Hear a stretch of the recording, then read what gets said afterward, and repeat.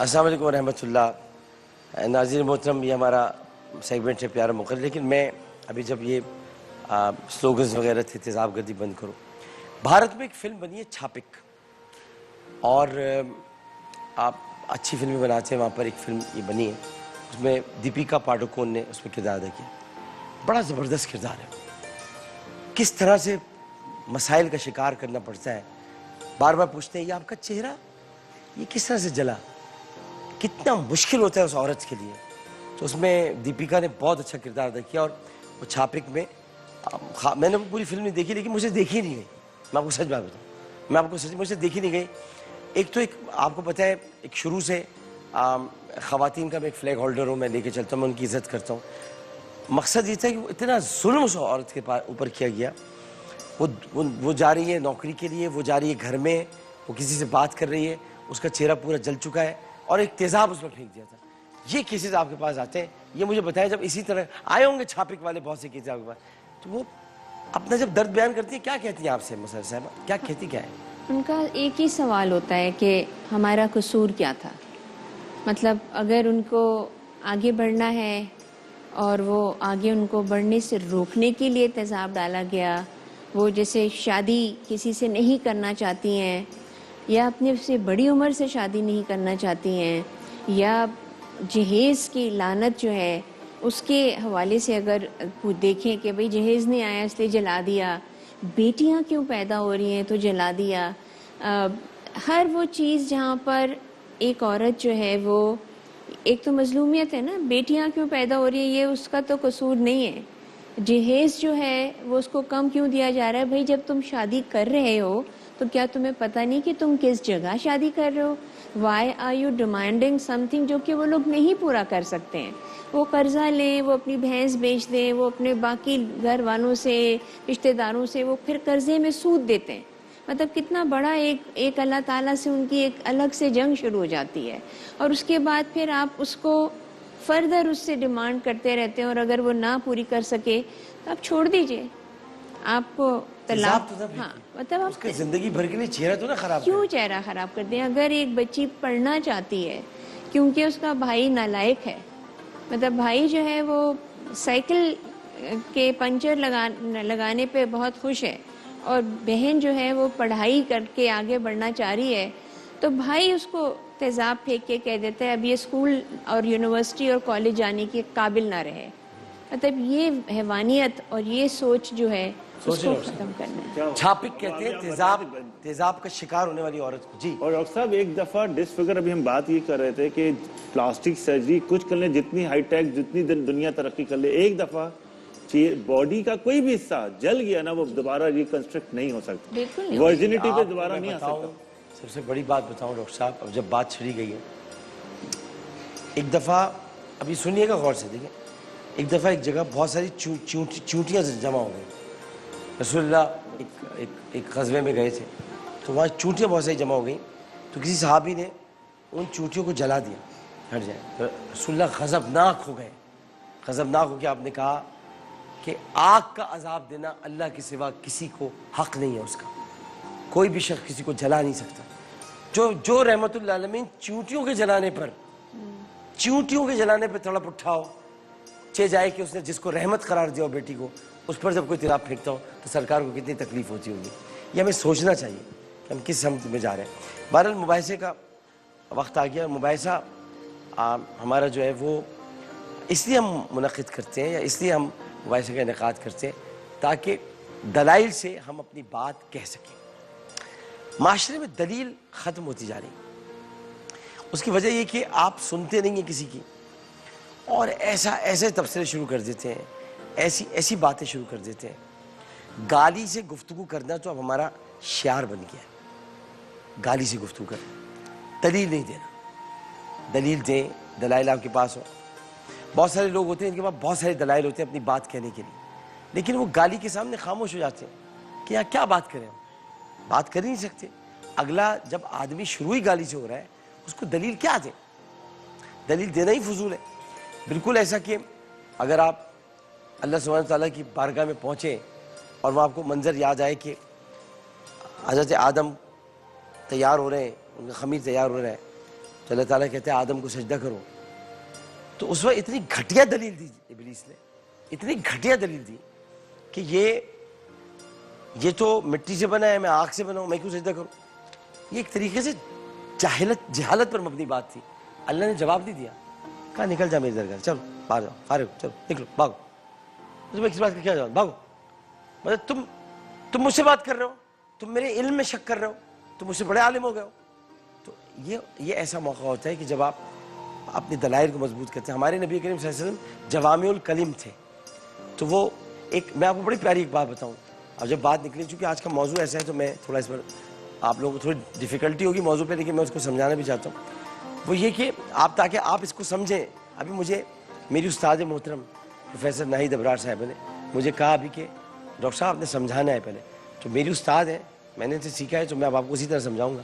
دیکھیں, رسول کریم صلی اللہ علیہ وسلم کی بارگاہ میں ایک شخص گفتگو کر رہا تھا, بار بار کہہ جا رہا تھا, بار بار بات کر, آپ بات کر رہے تھے, وہ بات کاٹتا تھا, کھڑا ہو جاتا. آپ نے کہا اس کی زبان کاٹ دو. کیا فرمایا, زبان کاٹ. پھر وہ کھڑا ہوا, آپ نے کہا اس کی زبان کاٹ دو. حضرت عمر ایک عاشق تھے, پکے عاشق. انہوں نے خنجر نکالا, انہوں نے کہا رسول اللہ نے کہا زبان کاٹ دو. تو اس کو لے گئے کونے میں. اتنی دیر میں حضرت علی وہاں پہ تشریف لائے. اور میں آپ کو بتا رہا ہوں حضرت علی کا یہ ایک بڑا قول بھی حضرت عمر کا ایک بڑا قول ادھر ہی اسی موقع پہ آتا ہے. حضرت علی نے کہ عمر کیا کر رہا ہو, کہ رسول اللہ نے کہا اس کی زبان کاٹ دو. کہ رسول اللہ نے یہ کہا ہے کہ یہ جو بیچارہ بار بار سوال کر رہا ہے, اس کا سوال حل کر دو, یہ کچھ جو کہنا چاہ رہا ہے. پوچھا اچھا تم یہ چاہ رہے ہو, کیا مطلب ہے. کہ میرے گھر میں کھانے پینے کو کچھ نہیں, تو میں نبی سے مانگ رہا تھا. تو حضرت علی نے کہا رسول کہہ رہے ہیں اس کی زبان کاٹ دو تاکہ اسے راشن دے دو, تاکہ یہ خاموش ہو جائے. آپ جوامع الکلم ہے, اس کی حاجت پوری کر دو.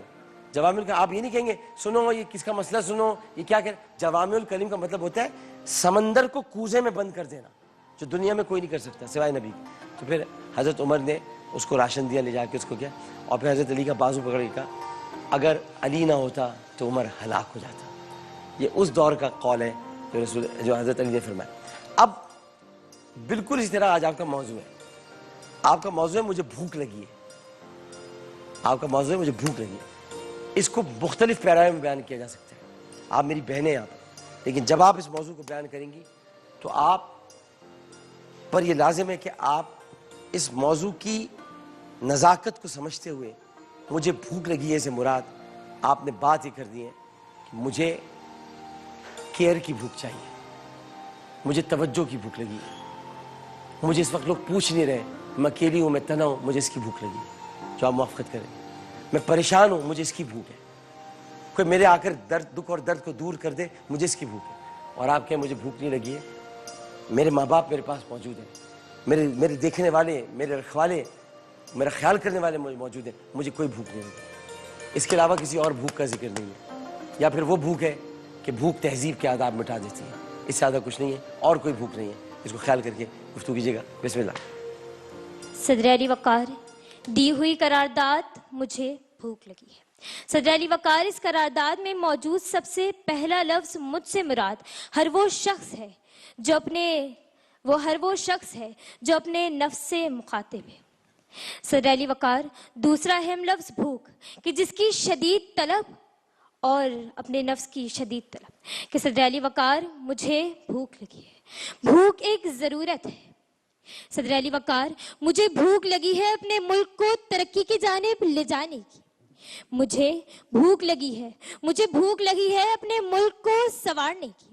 مجھے بھوک لگی ہے غریب کی مدد کرنے کی. صدر علی وقار, بھوک ایک ایسا احساس ہے جو ہر شخص میں پایا جاتا ہے. تو صدر علی وقار, میں اس قرارداد کی بھرپور حمایت کرتی ہوں, کیونکہ صدر علی وقار, یہاں ہر شخص بھوکا ہے. کوئی دولت کا بھوکا تو کوئی شہرت کا بھوکا, کوئی آزادی کا بھوکا تو کوئی انصاف کا بھوکا, کوئی طاقت کا بھوکا تو کوئی محبت کا بھوکا.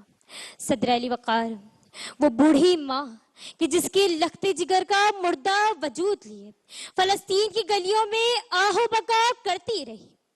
وہ مجبور بہن کہ جس کا واحد کفیل اس کا ایک لوتا بھائی, کہ جس کا لاشا اس کے در پہ گولیوں سے چھلنی خون میں لت پت پڑا تھا. کہ صدر علی وقار, یہ تمام لوگ ہم سے چیخ چیخ کر کہہ رہے ہیں کہ ہمیں इंसाफ की भूख लगी है कि सदर अली वकार वो बस्ती के तमाम बच्चे हैं कि जिनकी आंखों में शिकवा और हाथों में पत्थर थे, वो तमाम माएं जो हांडी में महज पत्थर पका के अपने बच्चों की भूख को दिलासा दे रही थी, वो तमाम बाप कि जो घर लौटते वक्त जेब खाली और अफसरदा चेहरे लिए ये सोच रहा था कि आज बच्चों को क्या मुंह दिखाऊंगा, कि सदर अली वकार ये तमाम लोग ये कह रहे हैं कि हमें बुनियादी जरूरियात की भूख लगी है, कि सदर अली वकार गुर्बत से मजबूर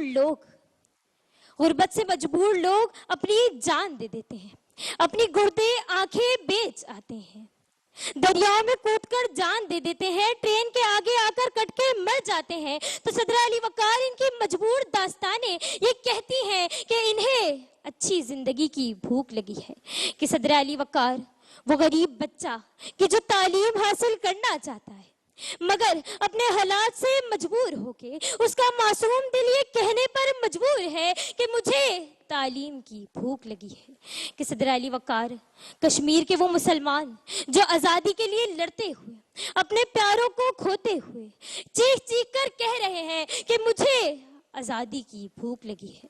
सदर अली वकार वो गुमशुदा बच्चे जो अपने वालिदैन से दूर हैं, अपने वालिदैन की मोहब्बत के लिए तरस रहे हैं, तो उनकी नम आंखें और उनके मासूम चेहरे ये कह रहे हैं कि उनको मोहब्बत की भूख लगी है।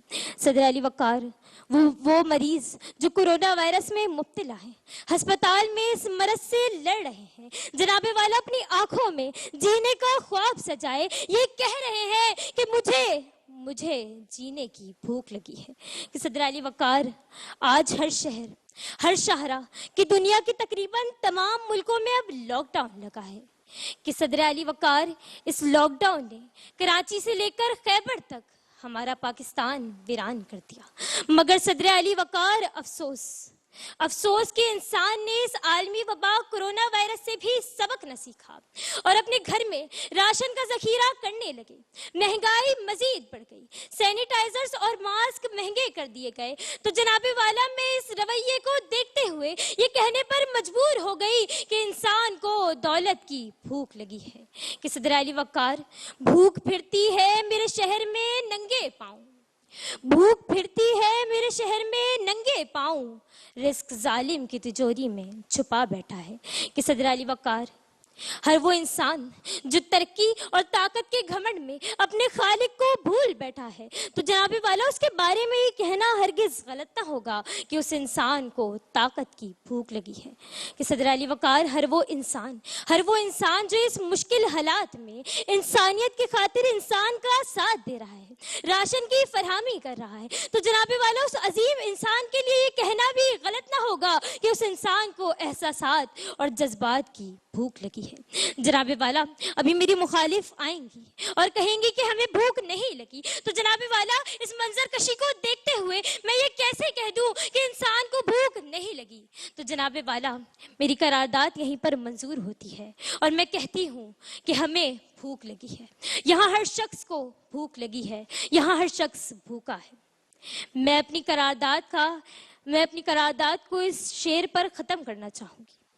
मैं कहीं भूख से ही न मर जाऊं ए अमीर शहर, मैं कहीं भूख से ही न मर जाऊं ए अमीर शहर, अगर मुस्तकबिल हूं तुम्हारा तो फिर बचा लो मुझे। शुक्रिया। बहुत अच्छी आपने गुफ्तगू की, बहुत अच्छी तकरीर आपने की। अब जरा मुखालफत में सुनते जी। सदर अली वकार, ऐवान बाशऊर में मौजूद पेश करदा करारदाद मुझे भूख लगी है कि भरपूर मुखालफत करती हूँ कि मुझे भूख नहीं लगी। जनाबे वाला करारदाद का अहम लफ्ज भूख यानी किसी चीज की तलब। भूख से इंसान के अंदर एहसास कमतरी, दुख, परेशानी और इंतकाम जैसी बुराइयां जन्म लेती हैं। फिर ये बुराइयां जिस माशरे में सरायत कर जाएं, वहाँ बाअदब कम और बेअदब ज्यादा, बाशऊर कम और बेशऊर ज्यादा होते हैं। जनाबे वाला चोरी का किस्सा सुने या डाके की दास्तान, रिश्वत की कहानी सुने या कत्ल की आबीदी, दास्तानें जुदा जुदा, किरदार अलग अलग, मगर मुहर्रिख सिर्फ और सिर्फ भूख होता है।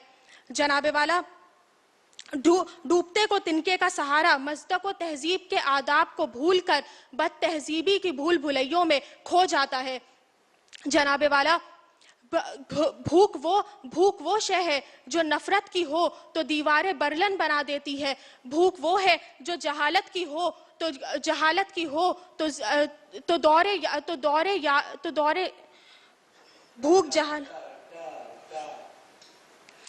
जहालत की हो तो दौरे हाजिर को भी रद्द कर देती है। भूख अगर नफरत की हो तो चाहे इंसान कितना ही इसको अच्छाई से अपनी पास रखे, अच्छाई से अपनी खत्म करना चाहे, लेकिन नफरत की आग को कोई नहीं बुझा सकता। जनाबे वाला, भूख अगर जहालत की हो तो माशरे को स्याह दौर की तरफ देख कर नहीं कर सकते। भूख अगर जहालत की हो तो माशरे को स्याह दौर की तरफ ले जाती है। भूख अगर मुफलिसी की हो तो बिनते हव्वा को तबले की थाप पर नाचने पर मजबूर कर देती है। इसलिए मैं चीख चीख कर कहती हूँ कि मुझे भूख नहीं लगी।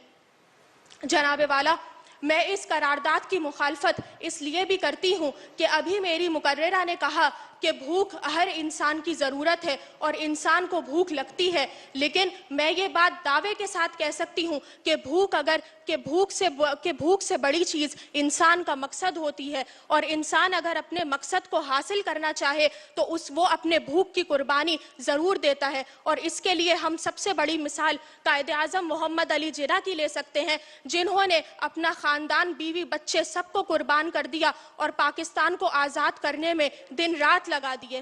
तकरीर सुन लिए आप, फैसला तकरीबन वो कर ही चुकी होंगी। नाहिद अबरार साहिबा, एक तो इनको ये समझाएं कि बेटा तकरीर लिख के नहीं लाई, इतना बड़ा जो डॉक्टर साहब ये जो फर्रा आपने रखा हुआ है अपना, वजाहत कर दूं, ये बेटा ये नहीं, इस तरह नहीं होता। ये डॉक्टर साहब, ये बच्ची किसी कोई और आनी थी, अच्छा, और वो बीमार हो गई अचानक, अगले मरहले अचानक आपको किसी और मौजू में ले लेते हैं, तो इनको फिर मत शामिल करें इसमें, इनको फिर आप अगले राउंड में ले जाएं, फिर जो अगला मरहला उसमें फिर इनको ले आया। हाँ, फिर ले ठीक है बेचारी बहुत, मैंने कहा चलें आप कुछ भी बोलें। और डॉक्टर साहब थोड़ा सा आप ये डिफाइन जरूर कीजिएगा कि भूख और ख्वाहिश में फर्क होता है क्या? ख्वाहिश और भूख में बेइंतहा फर्क होता है, जमीन आसमान का फर्क होता है। देखिए, ख्वाहिश जो है वो हज़रत आदम अलैहिस्सलाम की थी कि हज़रत हव्वा अलैहिस्सलाम हो। भूख एक्चुअली लस्ट है, भूख लस्ट में आती है, भूख हंगर जिसको कहते हैं आप। अच्छा, ये जो हंगरी अगर आप हो जाते हैं, इसमें अगर आपने देखा हो कि आजकल का भी जो दौर है, वैसे तो मैं एक आपको फिल्म सजेस्ट करूँगा, सबने अगर नहीं देखी, नेटफ्लिक्स पे आई, द प्लेटफॉर्म। उसमें देखिएगा कि भूख की वजह से क्या हो रहा है। भूख तहजीब के आदाब मिटा देती है। आप जिस ख्वाहिश की बात कर रही हैं, ख्वाहिश नफसानी अमल को रोकते हुए इल्तिजा का नाम है। अगर पूरी हो जाए तो कबूलियत है, नहीं पूरी हो जाए तो नफ्स अम्मारा की लग़ज़िश है, जिसकी वजह से आप उस ख्वाहिश के हुसूल के लिए गलत से गलत काम करने पर मजबूर हो जाते हैं। और जो ख्वाहिश के हुसूल के लिए आप गलत से गलत काम ना करें, वो नफ्स लवामा है कि अल्लाह की रज़ा पे आप राज़ी रहें, कि क्या हो जाता है। तो आपने जो गुफ्तगू की है उसमें थोड़ा ये फ़र्क बताया है कि ख्वाहिश और भूख में जो फ़र्क इन्होंने बताया वो हमेशा बरकरार। क्रेविंग है, उसको कहाँ लेके जाएंगे? क्रेविंग होती है, जैसे एक हो गई ना ख्वाहिश, एक होती है भूख होती है। क्रेविंग होती है किसी भी शय के लिए ललचाना, उसके अंदर एक लालच का पैदा हो जाना, उसको कहते हैं क्रेविंग। यानी आपके पास केक रखा हुआ है, क्रेविंग हो रही है। डॉक्टर साहब, इसका मतलब भूख की क्रेविंग नहीं है, लालच, दौलत की क्रेविंग है। Exactly, craving is an another word कि जिसके अंदर भूख भी आ जाती है और उसमें दौलत, शोहरत, मकाम, इज्जत, उस क्रेविंग के अंदर भी आप गलत काम कर जाते हैं। क्रेविंग हो रही थी, ये क्रेविंग हो रही थी काबिल को, उसको क्रेविंग हो रही थी कि मतलब ये कि मैं खूबसूरत हूँ, मैं अच्छा हूँ। ये अकलीमा थी, अकलीमा इसको क्यों ब्याह रहे हैं? अकलीमा तो खूबसूरत लड़की है, ये तो मेरी। इस क्रेविंग में उसने उस क्रेविंग को लालच बनाया, लालच को उसने भूख बनाया, भूख को उसने जुल्म बनाया, ख्वाहिश, और उसने हाबिल को कत्ल कर। ग्रीडी जो कहलाते हैं ना, वो ग्रीडी हो गई, पक्की लालची, लालच बना हो गया। डिफरेंट वर्ड है, लेकिन चीज वही है। ग्रीडी जो लालच जिसके अंदर होता है وہ لومڑی ہوتی ہے, لومڑی میں بہت لالچ ہوتا ہے. ٹھیک ہے, آپ وقفہ لے رہے ہیں, وقفے بعد حاضر ہوں گے. السلام علیکم ورحمۃ اللہ.